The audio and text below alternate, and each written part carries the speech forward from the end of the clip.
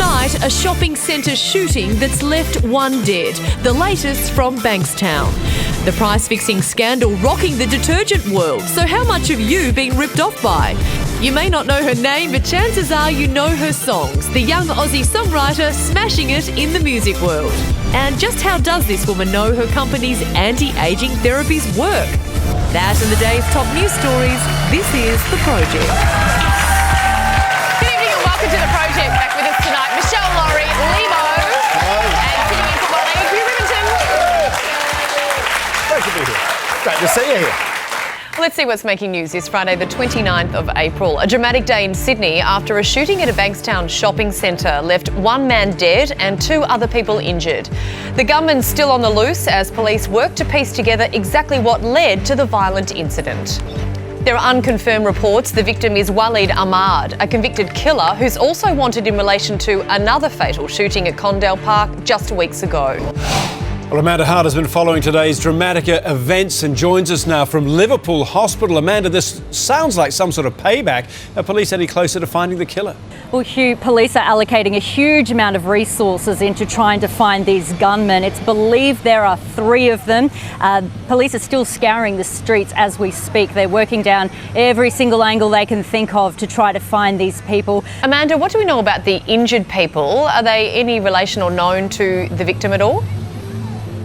Well, Georgie, at this stage it's understood that the man in his 60s is thought to be the victim's bodyguard and a woman in her 30s is thought to be a friend of the victim. Now, I spoke to a man who said he was the brother of the victim today and he was concerned that the woman was in fact his girlfriend. Now, the people at the moment, they're believed to be under police guard in hospital. They're both in a stable condition. It's not sure when they will be released from hospital. It's understood they will stay in overnight, but police have been questioning them for a number of hours today and hopefully they will get some information out of them soon.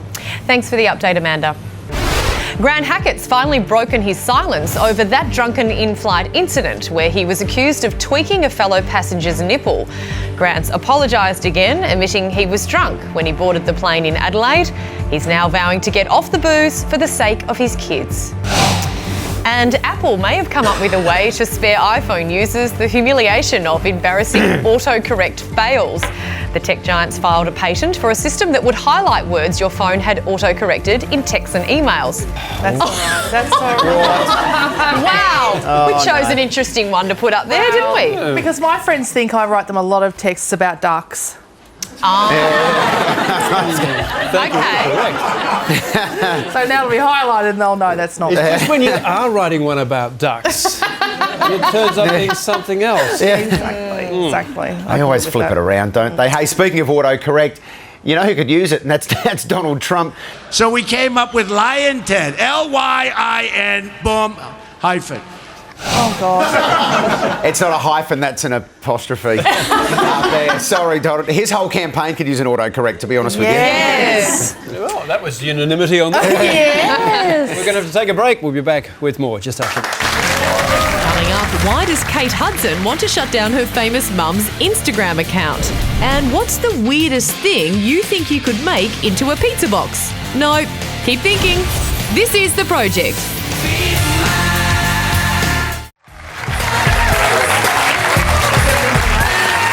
Welcome back. This is The Project. The drug company that makes Nurofen has been fined $1.7 million for misleading customers about its specific pain products. The company claimed the products were formulated to treat specific types of pain, but a federal court found they all contained the same active ingredient. And a New York pizza shop's come up with a 100% waste-free way to deliver pizza with a pizza box made entirely of pizza crust. The owner of Vinny's Pizza in Brooklyn says he came up with the idea out of boredom. Came up with the idea out of boredom, and it will be eaten out of boredom as well. I love the fact that my husband can't get away with having pizza because I always find the pizza box. So this is genius for him. Eat the box. Eat the box, get two pizzas. Now he's been eating the cardboard box. It'll be a relief when he can eat a pizza box. Blessed relief. Now, speaking of food, Donald Trump. Don't ever eat with your mouth full, okay? Oh, God. So if your mouth's full, what do you do? How do you... How could he get worse? He keeps getting worse. He's tired now. He actually is elected and he's so tired and nutty now. He's I've just got like... bad news for you. His vote's been going up. Well, Sunday's A-League Grand Final between Adelaide United and Western Sydney Wanderers in Adelaide looks set to be a sellout. The Reds and the Wanderers are both looking for their first premiership win. Twice before, both clubs have finished the season as runners-up. Now, this is going to be huge, and as always, HG has the inside word on this weekend's big match. HG, who's your money on? Well, I'm going for the hometown side, Adelaide United. It's going to be a great game. You might be better than me, actually. I thought you could do something there, buddy. Didn't even move. Oh. 9, 10, 11, 12. OK, it's 12 yards out. It's a pitching wedge. Let's have a look at the wind here. Hardly any wind, but you've got to put it over the keeper's head. Have a go. Oh, oh, no pace, no power, no grunt, no poke. Nice work, HG. Now, I know you've tipped Adelaide, but judging from that, could you be the secret weapon for the Wanderers this weekend? Well, if I can get a plane ticket over there, I'm more than happy to step in should Andrew Redmayne drop out. It's all starting to come back. You never lose these things, Limo, as you'd well know. Thank you, HG. Enjoy it. There we go. Hey, guys, so speaking of winning, Donald Trump. You know, if I wasn't winning by so much, I'd have no chance. Yep. We're going to be back soon with a look into the dirty world of selling laundry detergent.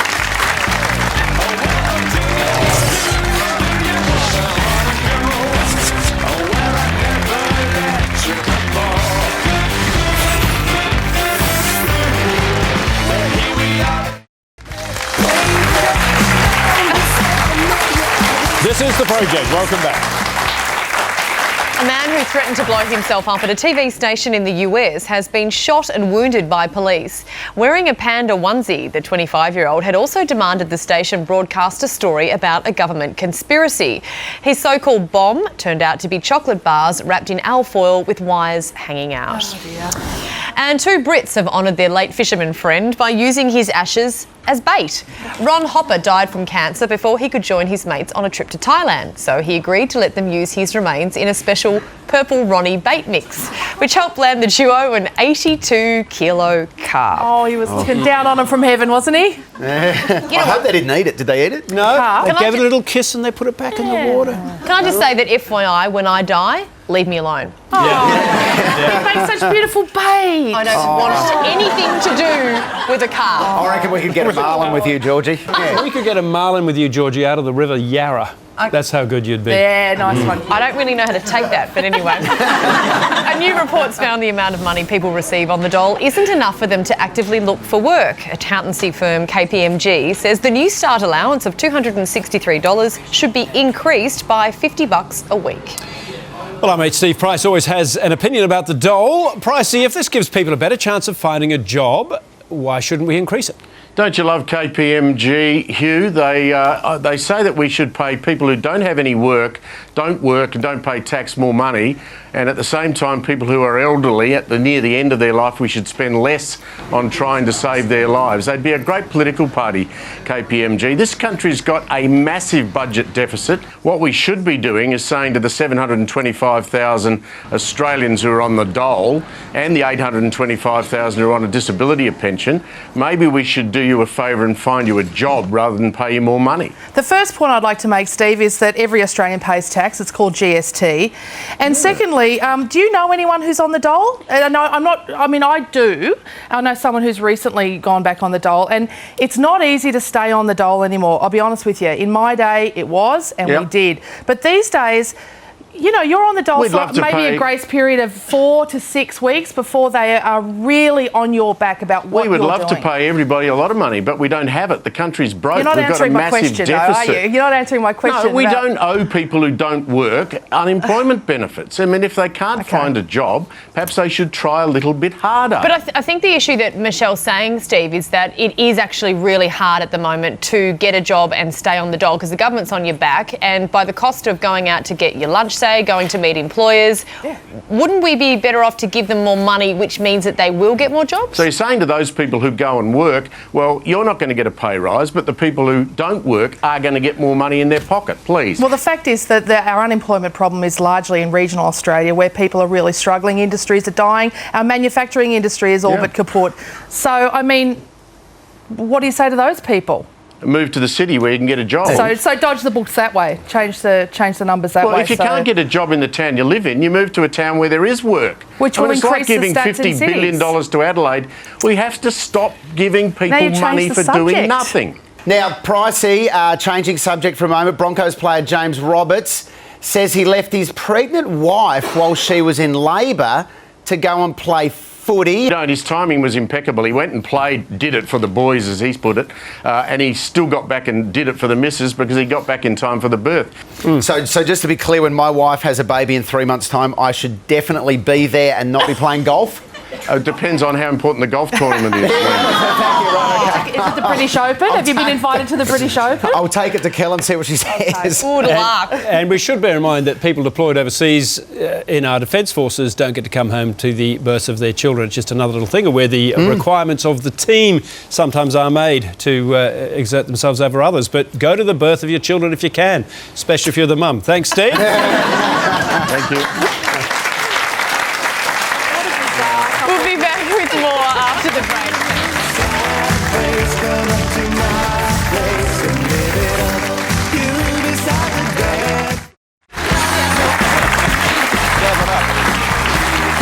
Welcome back. This is The Project. Well, life seems pretty rosy for the Duke and Duchess of Cambridge, who are celebrating their 5th wedding anniversary. It was on this day in 2011 they tied the knot at Westminster Abbey in front of 1,900 guests, and since then they've been busy becoming parents to Prince George and Princess Charlotte. And it was cloudy with a chance of software updates for one American weather presenter whose weather report was interrupted by a Windows prompt live on air. Microsoft recommends upgrading to Windows 10. What should I do? Isn't it the worst? First world problem, but, you know, software update. Oh, God, I'm so busy It's still the best weather forecast there is. If there's rain on your windows... It's raining. It's raining? I write my own stuff down. I love it. Let's see what's happening in the world of entertainment. Beyoncé's kicked off her Formation World Tour in Miami, laying to rest those cheating rumours that were reignited by the release of her new album, Lemonade. After thanking the Beehive, she publicly declared her love for her beautiful husband, Jay-Z, and their 4-year-old daughter, Blue Ivy, dedicating Halo, the last song of the night, to them. And even celebrities are embarrassed by their parents. Kate Hudson's joked she wants the boss of Instagram to delete her mum Goldie Hawn's account because of all her crazy posts. I couldn't swallow it fast enough. I'm like pressing like abusive content. No, she needs to stay. Yeah, she needs to stay. She's a loose goose. Yeah, we love she's it. great fun. Well, here's our last break of the week. See you soon.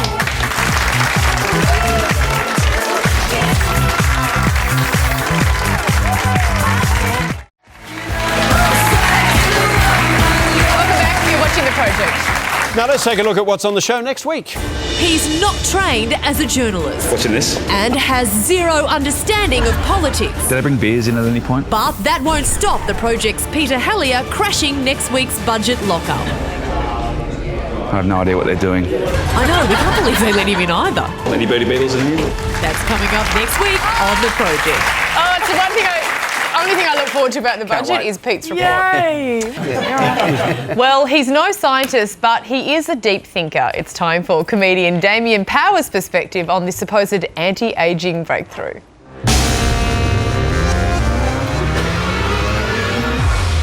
Being this close to the sun has aged me. I'm only 6. Do we really want to live forever? My ex just left me. Now she's dating a guy with a Porsche. He owns a restaurant. I went. Best ravioli I've ever had. My point is, my life already feels like an eternity. Besides, you're asking the wrong questions. The question isn't whether we want to live forever. The question is, who will live forever? And the answer is, not you. We all know the older you get, the more conservative you become. Wait till you turn on your TV and there's an 800-year-old man on there going, I think poor people should be ground into a powder and consumed like a protein shake. And you're at home going, oh, too far, Andrew Bolt. My point is that not all scientific breakthroughs are a giant leap forward for mankind. Technology runs the risk of increasing the divide between the haves and have-nots. And that's what really concerns me, because I won't ever own a Porsche. I still love you, Sarah. Well, the man himself joins us now. Please welcome Damien Powell. I hope Sarah's watching, by the way. Yeah, I don't. Yeah, that was great. Leave it there, but that is the show for tonight. Can you please thank Damien Powell, Michelle Laurie,